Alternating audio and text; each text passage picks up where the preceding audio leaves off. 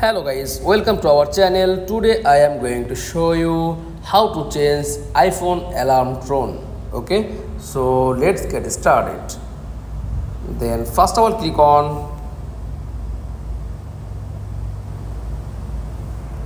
clock option, tap on alarm and set up. Okay, then back, click on plus icon and sound, set alarm and click on sound option and to change iPhone alarm tone. Okay, then back and save. That's all. Thanks for watching. Please like, comments and subscribe. Thank you.